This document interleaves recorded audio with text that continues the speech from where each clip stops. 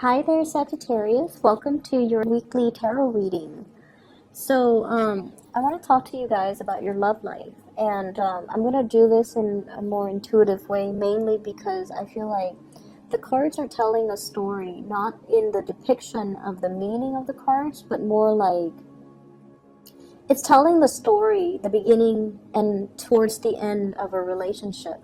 And I feel like for many of you, this is a marriage, a significant type of a relationship where you've been together for many years. So it starts out here with the wedding, the coming together with the Four of Wands. And this is like, you were very young. You were young and naive, and I almost feel like for many of you, you were like in your early 20s, very late 20s, getting into a situation with somebody. You had really, really high hopes. The nesting instincts. We're going to have a family, we're going to have children, everything is going to be great, and you were very, very starry-eyed, and you went into this with a lot of optimism. And the person that you're dealing with, I feel like they were able to match you. So whatever you're bringing to the table, like financially, they were able to match with what you're bringing. And I also feel like this is a blessed union. There might have been somebody that fixed you up. There might have been like a mutual friend, a family member, somebody that you trust. So because you trusted that person, you trusted the union, you trusted that everything was going to work out. And so you were like starry-eyed and very optimistic that this union was going to be the happily ever after. And then I also feel, as well, we have the Ten of Cups. The Ten of Cups is a card about children, sharing a blessed union with another person. You were very in love with this person, and they, vice versa, were very in love with you. And I feel like, the more we begin to move away from the first two cards, the more the differences become a lot more glaring. So it was a very ideal match, mainly because you saw the other person as your soulmate. You saw the other person as like, that happily ever after. This person is so much like me. They understand me. They're antisocial just as I'm antisocial. They're blunt just as I'm blunt. And we're going to, create little children that are exactly like us. We're going to watch them grow. For some of you, you might have 3 children.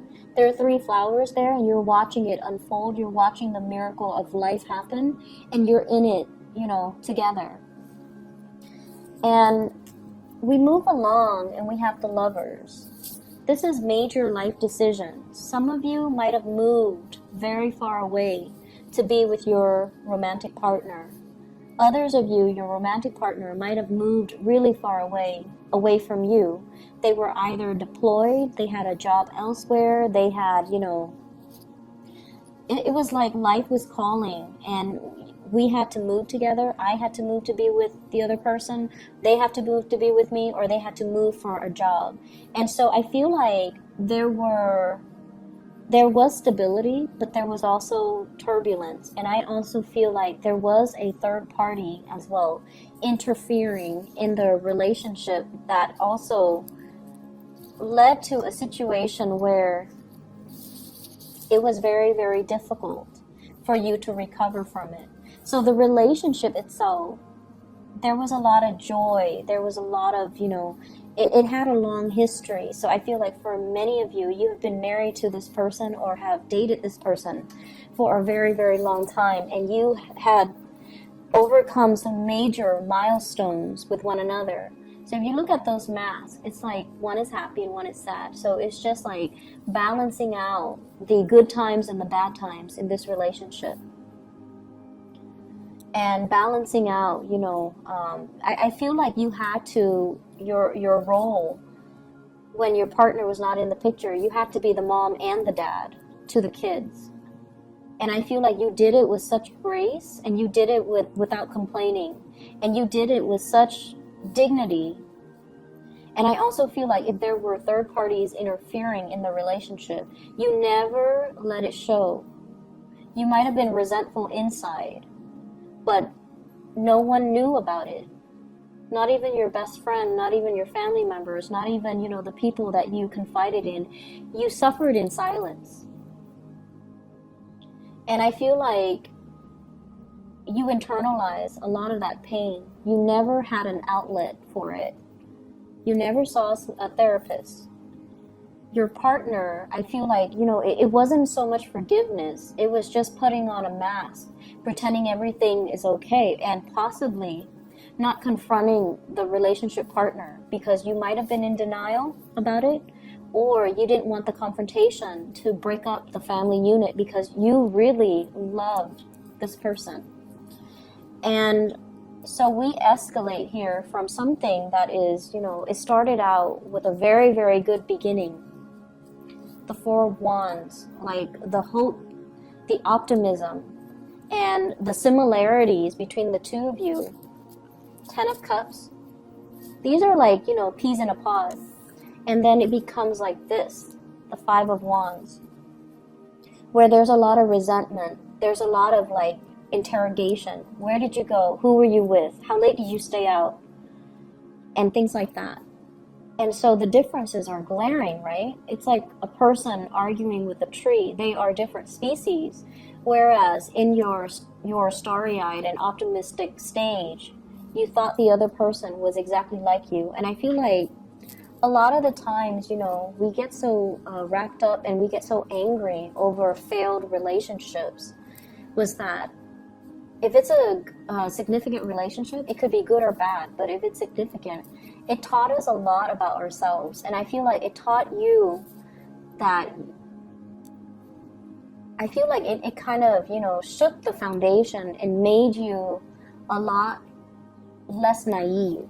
It made you more weary of people. It made you more paranoid. It made you distrustful of other people. And you guys are very, very sincere and very trusting of other people. And so I feel like this relationship really did a number on many of you. And as a result of it, it kind of hurts you on a very innate level. And it's hard for you to recover from that and go back and bounce back to your optimistic self. But I also feel you really, really love this person. And so right now you're in a stage where you feel like you're taking on that victim stance. You know, how could you have done this to me? Where did you go? Who was it? And things like that. And what I feel is happening here, if this is not you, if you're the one that is stepping outside of the relationship, because that could very well be the case, the other person is doing this to you. It's the blame game, pointing fingers.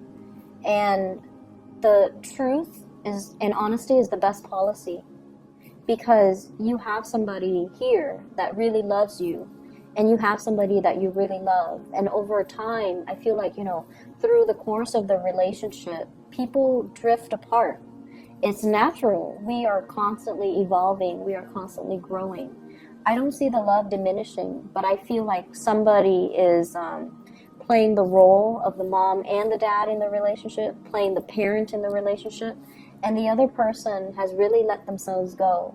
The other person has accumulated, look at that tree, has accumulated so much baggage from life that they're not even a semblance of a human being anymore. And I feel like for some of you, you're beating a dead horse. You're asking somebody questions that they're not going to give you answers to. And so if this conflict escalates, and if this is an ongoing conflict, you have to cut your losses. You need to get yourself out of this state, because it's turning your world upside down, and it's got you very emotionally topsy-turvy. You're putting on this mask to the world, like pretending, oh, my relationship is fine, everything is, you know, rainbows and unicorn. But the reality is far from it. The reality is that there are a lot of pent-up like resentments and jealousies and hostilities. And I feel like somebody is, I'm looking at the roots, and you know, roots usually means you're dealing with someone who's very, very, very, very slow to act. But at this point, they've already like uprooted. They've already uprooted and they're ready to go.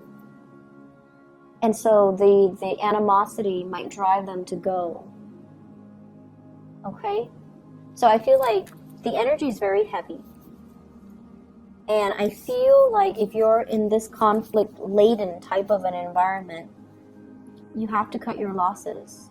If you feel like no matter what, I can't forgive this or I can't trust this person again, then you really should not allow yourself to stay in this relationship.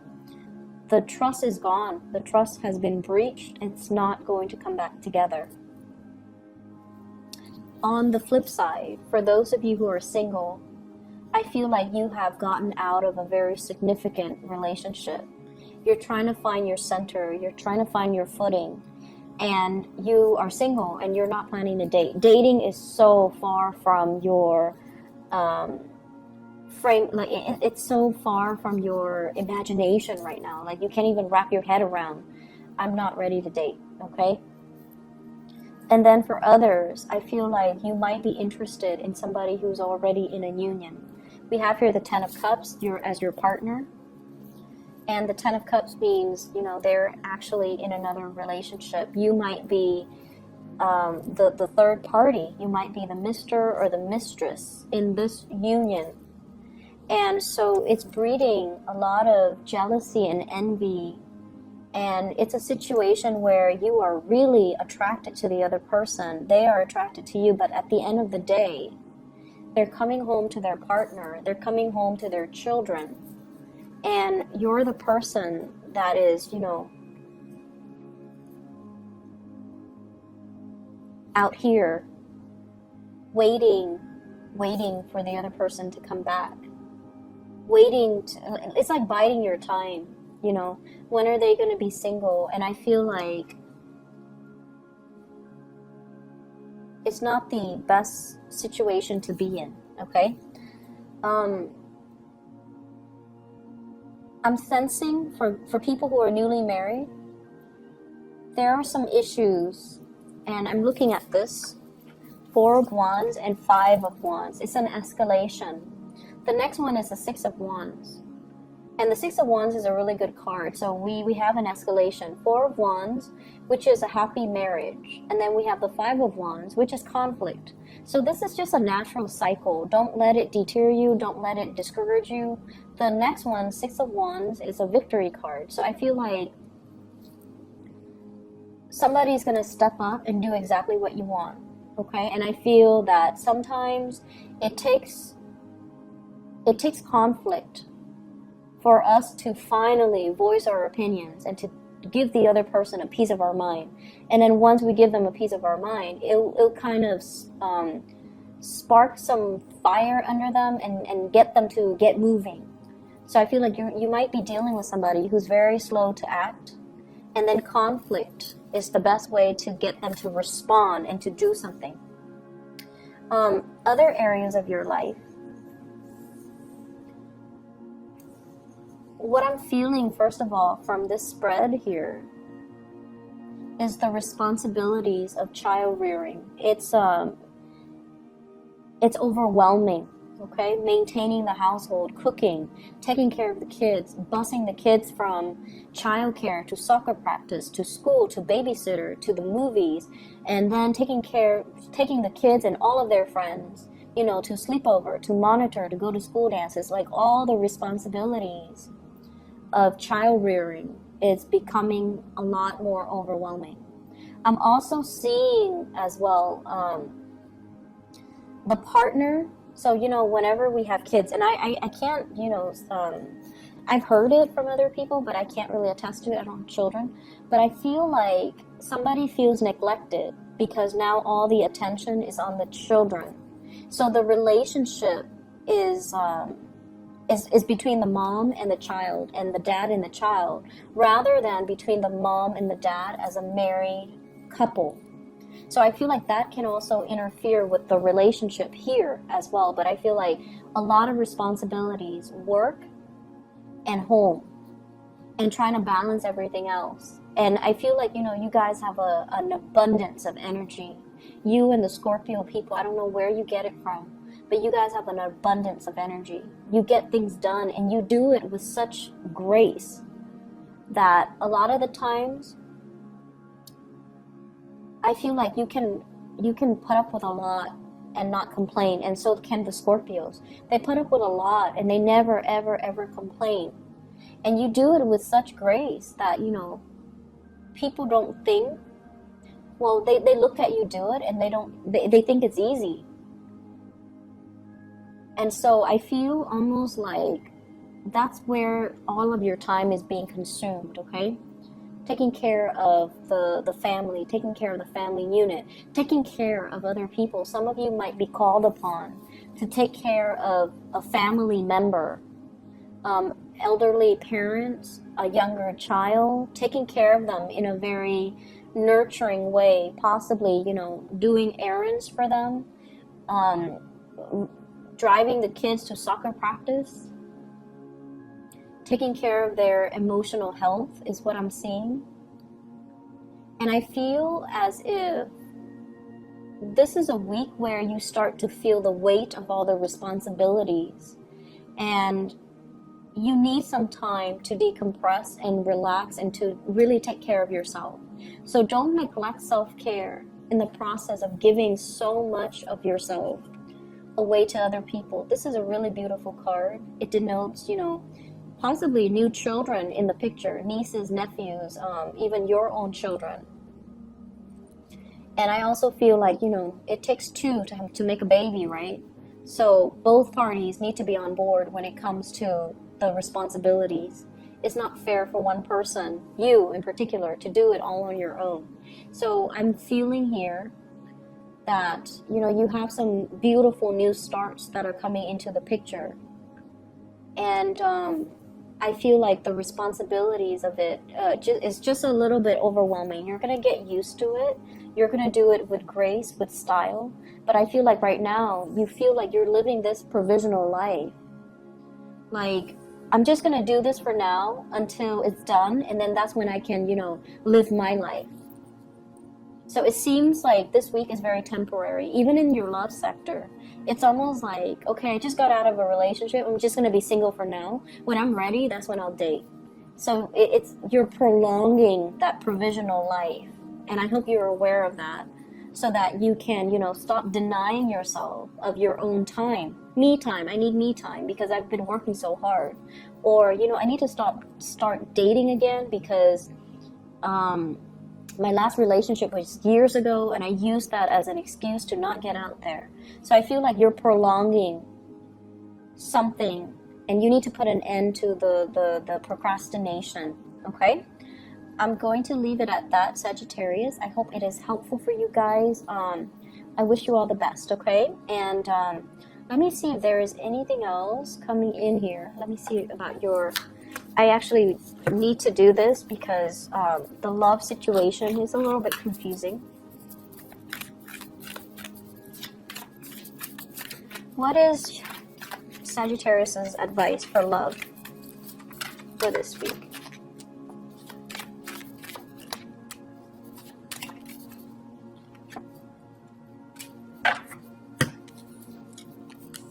We have here the Page of Wands.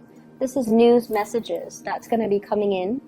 It's coming in like invitation, you know, somebody seeking you out. And they have here the Fool. You're going to be starting over. You're going to get a clean start. You're going to go out with new people. And then we have here the Ace of Swords. And the Ace of Swords is finality. Seeing somebody that you really like, or somebody is like eyeing you, possibly an air sign, Aquarius, Gemini, and Libra. This is somebody new. And we have a Gemini vibe here with the Lovers card. So I feel like you have a new person that's going to be coming into the picture, and you're going to be walking in that direction, okay? You're not looking back at your past anymore. So I feel like many of you newly singles, you've got somebody that you're walking towards, and there's going to be a lot of communication. And the communication and gathering and going out and dates, like actual dates, going on a date with somebody, seeing them outside in their natural habitat. And, you know, you're going to get a new lease on your love life, okay? So whatever relationship, if you're still in it, you kind of need to draw the line and, cut your losses, all right? I wish you all the best, Sagittarius. Take care. Bye-bye.